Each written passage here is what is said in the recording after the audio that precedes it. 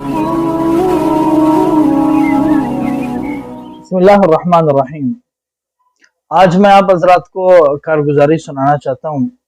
मैं अंदरून सिंध के दौरे पे निकला हुआ हूँ और यहाँ के लाजमी बात है, जब आप कहीं घूमने के लिए जाते हैं तो वो आपको ऐसी जगहों पे लेके जाते हैं कि जो यहाँ के मारूफ जगह होती हैं। सिंध चूंकि है भी एक तारीखी मकाम है।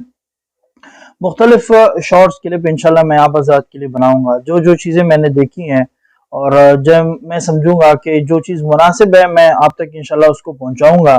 मेरे सफ़र के अंदर मैं बहुत सारे जगहों पे घूमा, तारीखी मकामात पे भी मैं गया, और जिसमें सहाबा की खबरें भी हैं जहाँ पे मैंने उनकी दीदार की, और वाकई वो लग भी रहे थे। कुछ मनगढ़ंत थे और कुछ जो है हकीकत पे भी मबनी थे, और वो लग भी रहा था वहाँ की जो नूरानी कैफियत थी, वो जिस अंदाज में बताई गई थी और जो बनाई गई थी, वो वहाँ पे लग रहा था कि वहाँ पे अल्लाह जल्ल शानहू के अल्लाह के नबी सल्लल्लाहु अलैहि वसल्लम के अजीम सहाबा के नक्श कदम वहाँ पे तक पहुंचे हैं।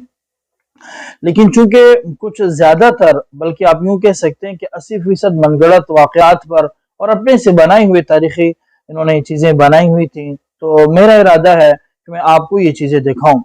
पहली बात तो ये कि अगर आप यहाँ पे इस नियत से आते हैं, मज़ारात हैं, पहली बात तो मैं अगर मज़ारात की तरफ आना चाहूँ, तो अगर आप मज़ारात के बारे में आप ये समझते हैं कि भाई आप मज़ारात पे आते हैं और हैं बुजुर्ग होंगे अपने जगह पर, लेकिन अगर आप इस नियत से आते हैं कि मैं आऊंगा और उनसे मैं मांगूंगा, उनसे मैं लूंगा, तो फिर मैं तो ये कहता हूँ कि फिर आपका ये जो है सफर करना इनकी तरफ बिल्कुल भी दुरुस्त नहीं। आप अपना वक्त जाया कर रहे हैं, बिल्कुल बिल्कुल आप आए ही नहीं।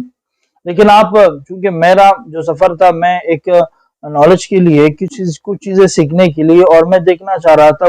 कुछ बातें सुनी सुनाई होती हैं, कुछ बातें ऐसी होती हैं जो इंसान देख कर आता है, और मैंने जो चीजें देख कर आई और जो सबक मैंने वहां से हासिल किया, मैं उन जहालतों में से कुछ जहालतें आपके सामने मैं पेश करना चाहता हूँ। बहुत लंबी चौड़ी बात नहीं करूंगा, आपको मैं दरख्वास्त भी करूंगा कि अगर आप इस नियत और इस अकीदे से अगर आप यहाँ आ रहे हैं तो आप बिल्कुल भी नहीं है।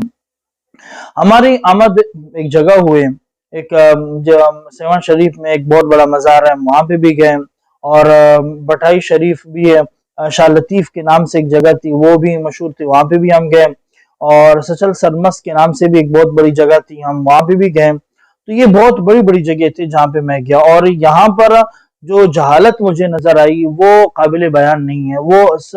बड़े अफसोस की बात है, पढ़े लिखे लोग इन चीजों में जो मुब्तला थे, आप अगर वहां पे जाएंगे, एक अजीब सा मंजर है।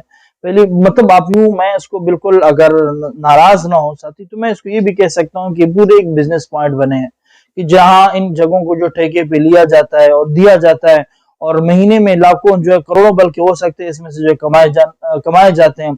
लोग भी धड़ाधड़ आते हैं, और एक जहालत सी है कि हिस्ट्री आप अगर आप किसी से पूछे तो आपको बता नहीं सकता है। लोगों ने इनको जो बनाया हुआ है, बड़े बड़े गुम्बदें शुम्बदें बनी हुई है उसके अंदर।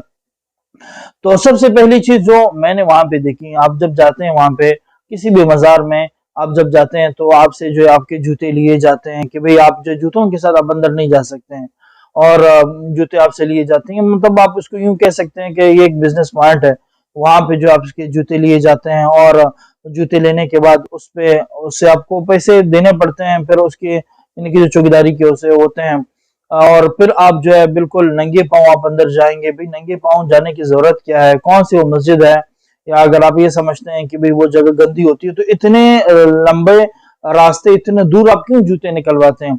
अगर जूते निकलवाने की बात होती है, इंसान खाना काबा जाता है और मस्जिद नबवी में इंसान जाता है। ये नहीं कि मस्जिद नबवी के आप जैसे दरवाजे से एंटर होते हैं तो आपसे आपके जूते लिए जाते हैं, जूते आपसे लिए भी नहीं जाते हैं। आप खाना काबा जाएं, अब मस्जिद नबवी आप जाएं, जहां से मस्जिद के हुदूद शुरू होते हैं, वहां पे आप खुद अपने जूते निकालते हैं, अपने पास जो महफूज रखते हैं। लेकिन यहाँ पे ये चीज नहीं है, जूते आप अपने पास नहीं रख सकते, जूते अंदर नहीं ले जा सकते हो। बस क्या है कि वो थोड़ा सा लाजमी बात है, कुछ एक 10-20 रुपए उनको मिलने वाले होते हैं, इसीलिए वो आपसे आपके जूते ले लेते हैं। अंदर जाएंगे आपको जो सिक्योरिटी बड़ी टाइट मिलेगी, मस्जिदों की सिक्योरिटी इतनी होती नहीं है। आप यहाँ पे जाएं, सिक्योरिटी इनकी ठीक ठाक होती है, और मुख्तलिफ अच्छा, जैसे आप अंदर जाएंगे आपको अजीब तरह के लोग मिलेंगे। कोई जो है बैठ करके लोगों से मांग रहा होगा। भीख मांगने का भी एक अलग स्टाइल है, पूरे पूरे ग्रुप बने हैं। भिखारी ऐसे आपसे चिमट जाते हैं कि जैसे कि आपका कोई कर्जा मर्जा आपने उनसे लिया है और वो अभी आपसे पैसे जो मांग रहे हैं, और एक नहीं हर दूसरे कदम पे आपको भिखारी मिलेंगे।